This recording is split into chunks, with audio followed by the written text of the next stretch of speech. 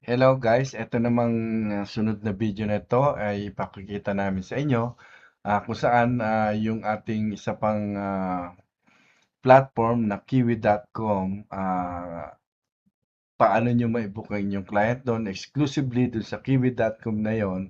And kanina nabanggit ko dalawa lang yung portal but actually tatlo yung ating online portal system na pwede nating i-book, which is yung trip.com na matagal nyo nang ginagamit. I know for sure, right? So now, dito lang pupunta ang mga client natin. Pwede nyo rin sabihin sa kanila to browse around our travel services. Dito sila pupunta sa Explore and Book and category ng flights, hotel, nandito lahat. So, this time, punta tayo dun sa kiwi.com, which is once we click this, it goes here, no?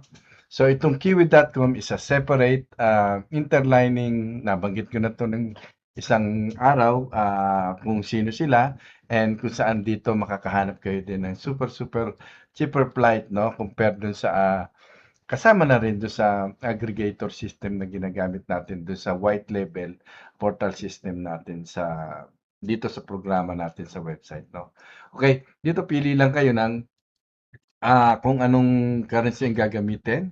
So click that and make sure to click done, no? I-make sure kasi kung hindi niyo siya kiklik, hindi siya na kumbaga pumapasok, no? So dito return, click done, and then yung bilang ng passenger. So make sure to click done all the time, no? Para nagre-record siya. And here, yung location, let's say, sabihin natin dito na sa Calgary, yung departure. Tagalin nyo lang ito isa. Well, I think you have to click this one here with the airport. Click done. And then here, yung destination, which is sabihin natin Cebu, Mactan Airport. Click done. Ayun, no? So, nag-ano na siya, actually, naghanap na siya. Pero ang hahanapin natin ngayon is yung date, no? July 2, sample lang naman to. Click done. Kasi make sure, kasi departure and return, magkaiba siya. Hindi pwedeng isa lang ilalagay niyo lahat dito. So, sa departure, kung anong months, and then sa return, click nyo rin dito separate, ha? Separate. Make sure separate po. Okay, then click done. Boom. Okay, now, kapag kumpleto na yan, yung return, how many passenger, currency, yung departure and destination, dates to travel, departure and return, then click search. And it will populate and will find the cheapest airfare, sa system dito.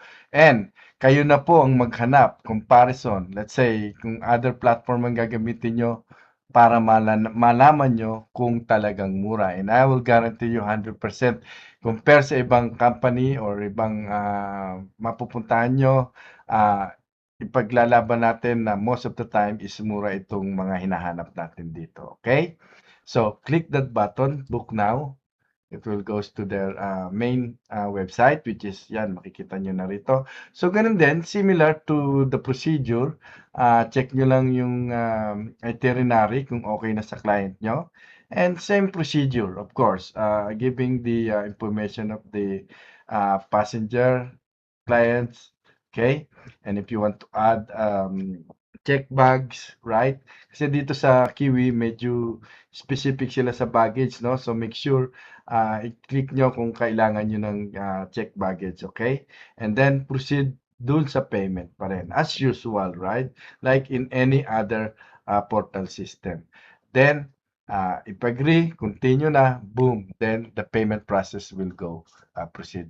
So, ganun din lang po ang paghahanap dito. Pinakita ko lang po dito sa inyo para malaman nyo kung saan nyo pupuntahan doon sa ating platform dito sa Liwaliw Travel. So, ganun lang po. So, pakikita po rin namin sa inyo yung sa trip.com naman.